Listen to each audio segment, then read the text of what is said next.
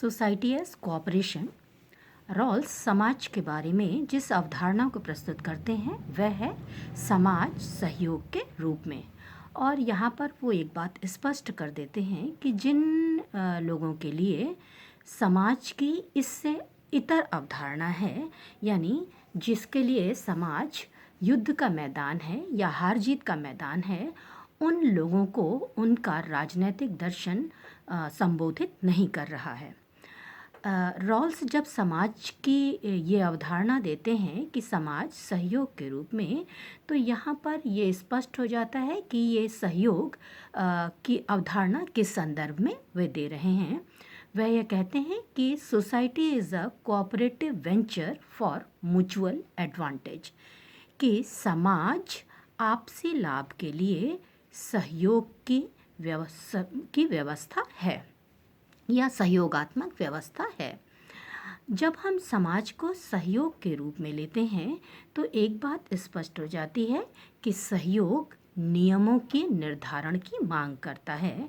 और चूंकि समाज को जब हम सहयोग के रूप में देख रहे हैं, ये सहयोग आपसी लाभ के लिए है, तो इस लाभ में उत्तरदायित्व और लाभ का वितरण किस प्रकार से होगा, इसके लिए भी नियमों की आवश्यकता है।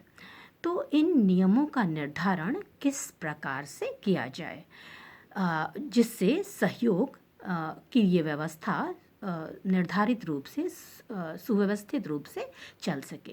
रॉल्स इसके लिए ये कहते हैं कि सहयोग के लिए नियमों का निर्धारण ऐसा होना चाहिए जो सहयोग के करने वाले सभी सदस्यों को स्वीकार हो, यानी सहयोग में सहभागी सभी सदस्यों की उसके प्रति सहमति हो।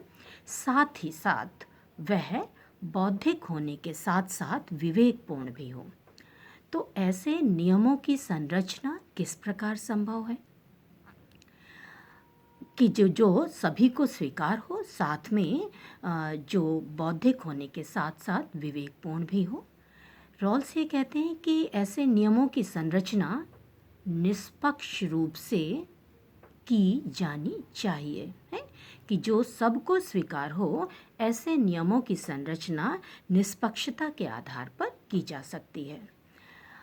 प्रश्न ये है कि ये निष्पक्षता कैसे सुनिश्चित हो, क्योंकि मनुष्य हमेशा अपने आप को एक विशेष परिस्थिति में पाता है, संबंधों के रिलेशन में अपने आप को पाता है, संबंधों की व्यवस्था के रूप के अंतर्गत अपने आप को पाता है, जहाँ पर उसकी अपनी कुछ वरीयताएं होती हैं, अपने कुछ पसंद हैं, वो अपने लाभ के लिए कार्य करता है। और इसलिए सामान्य परिस्थिति में उसके लिए निष्पक्ष होना संभव नहीं है। तो इसकी ये निष्पक्षता किस प्रकार से सुनिश्चित की जाए, इसके लिए रॉल्स एक अवधारणा प्रस्तुत करते हैं। वह है ओरिजिनल पोजीशन की अवधारणा या आदि अवस्था की अवधारणा। ये आदि अवस्था की अवधारणा क्या है? ये इनिशियल स्टेज ऑफ इक्वालिटी है। ये समानता की प्रारंभिक अवस्था है जिसमें व्यक्ति सहयोग के नियमों की संरचना करेगा। ये व्यक्ति कैसा है? ये व्यक्ति नैतिक और स्वायत्त व्यक्ति है। नैतिकता के अंतर्गत रॉल्स दो क्षमताओं को स्वीकृत करते हैं। ये दोनों क्षमताएं क्या हैं? प्रभावकारी न्यायबोध की क्षमता और दूसरी अपने श्रेय को समझने की क्षमता।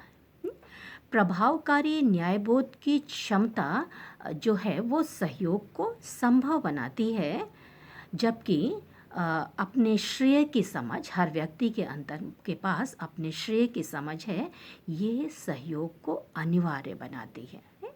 स्वायत्तता के अंतर्गत रॉल्स ये मानते हैं कि जो व्यक्ति के जो भी समाज से दावे हैं, उसका स्रोत वह स्वयं है। वो अपने लक्ष्यों का निर्धारण कर सकता है, उसके अनुरूप कार्य कर सकता है और उसमें परिवर्तन भी कर सकता है, और इससे उसकी पहचान में, राजनीतिक पहचान में कोई अंतर नहीं होगी।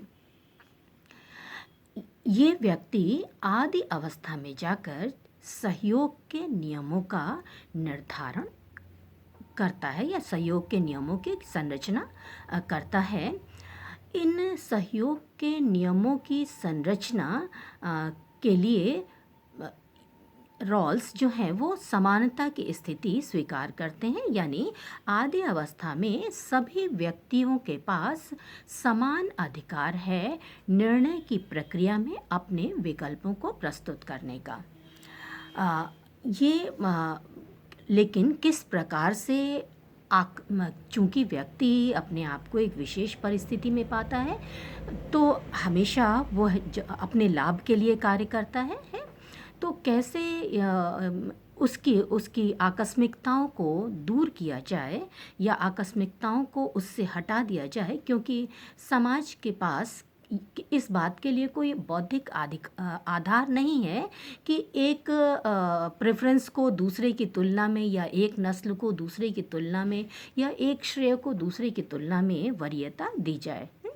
इसके लिए रॉल्स एक दूसरी अवधारणा को भी प्रस्तुत करते हैं, वह है वेल ऑफ इग्नोरेंस या अज्ञानता का पर्दा है। और रॉल्स ये बताते हैं कि आदि अवस्था में चूँकि व्यक्ति इनिशियल स्टेज ऑफ इक्वालिटी में है, वो नैतिक व्यक्ति है और स्वायत्त व्यक्ति है, लेकिन उसके ऊपर अज्ञानता का पर्दा पड़ा हुआ है।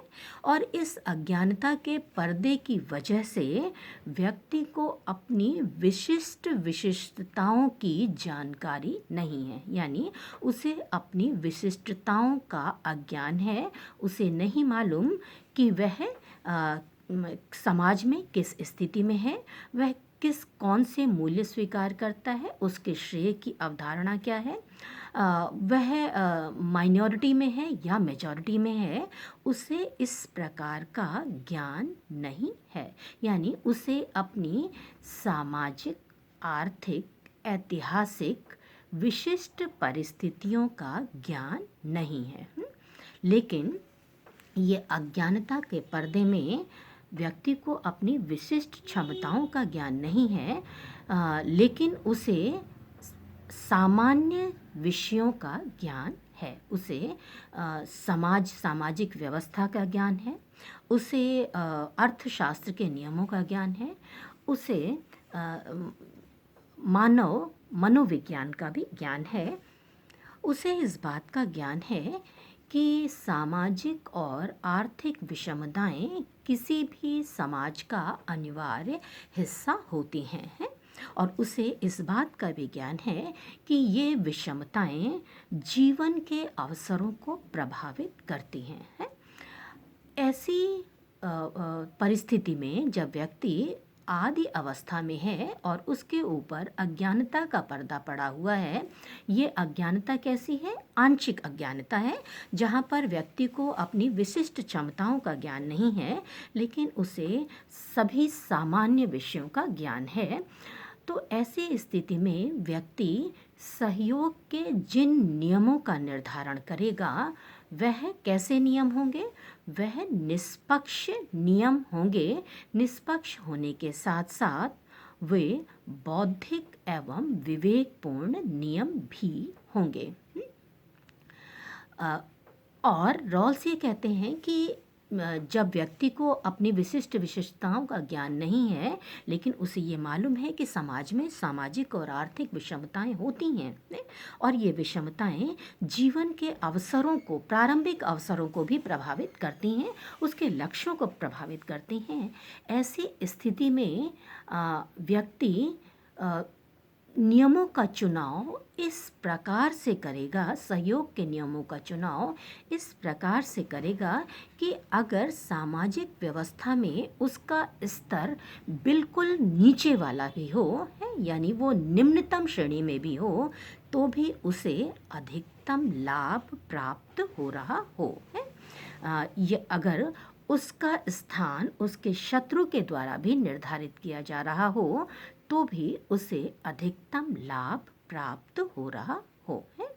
और इस आधार पर व्यक्ति सहयोग के नियमों का चुनाव करेगा है। रॉल्स ये कहते हैं कि ये सहयोग के जिन नियमों का वो चुनाव करेगा वो ही न्याय के नियम हैं और जिनको समाज के प्राथमिक ढांचे के ऊपर लागू किया जाना चाहिए। और जो समाज का प्राथमिक ढांचा इन नियमों के द्वारा निर्धारित होता है वह न्यायपूर्ण समाज कहलाता है। इस आदि अवस्था में अज्ञानता के पर्दे के पीछे से व्यक्ति सहयोग के जिन नियमों का चुनाव करता है, रॉल्स कहते हैं कि वे दो नियम हैं। पहला समान प्राथमिक स्वतंत्रताओं का नियम है, जो ये कहता है कि प्रत्येक व्यक्ति को प्राथमिक स्वतंत्रताओं की उस पूर्ण व्यवस्था में समुचित अधिकार है जो कि सभी के साथ उतनी ही स्वतंत्रता के साथ मेल खाती हो।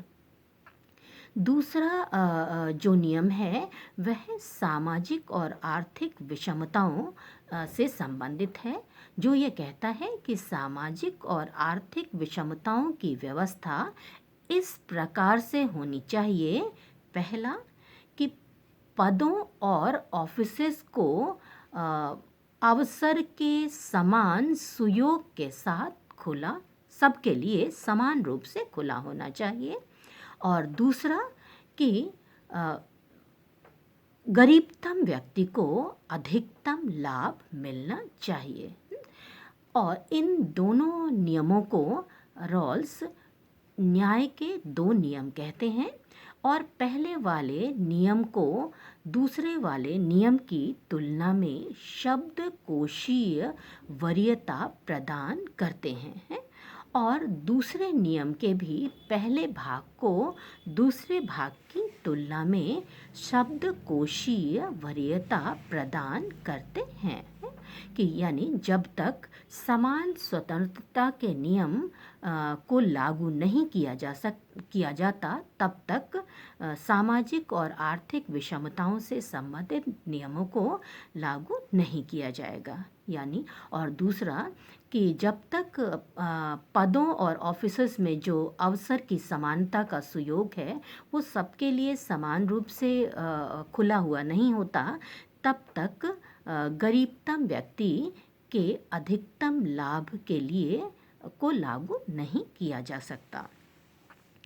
रॉल्स यहाँ पर एक बात और भी स्पष्ट कर देते हैं कि जो समाज की अवधारणा है वो संगठन और समुदाय की अवधारणा से अलग है, क्योंकि संगठन की जो सदस्यता है वो ऐच्छिक होती है, वो किसी विशेष उद्देश्य की पूर्ति के लिए संगठन होते हैं, जबकि समाज में व्यक्ति जन्म के साथ ही पदार्पण करता है और मृत्यु के पश्चात उसका बहिर्गमन समाज से होता है।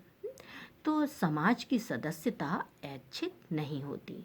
दूसरा जो अंतर है कि समाज का अपना कोई उद्देश्य नहीं होता है, कि समाज में सभी सदस्य जो हैं वो इस सहयोगात्मक व्यवस्था में भागीदारी करते हैं और चूंकि समाज का अपना कोई लक्ष्य नहीं होता इसलिए समाज के सभी सदस्यों का मूल्य समान होता है, जबकि संगठन में सदस्यों का मूल्य उनके द्वारा किए गए कार्यों की तुलना के अनुपाती होता है, कि जो व्यक्ति जितना महत्वपूर्ण कार्य करता है संगठन में उसका जो स्तर है वो उतना अधिक होता है या उसका मूल्य उतना अधिक होता है, जबकि समाज के लिए सभी सदस्य समान होते हैं।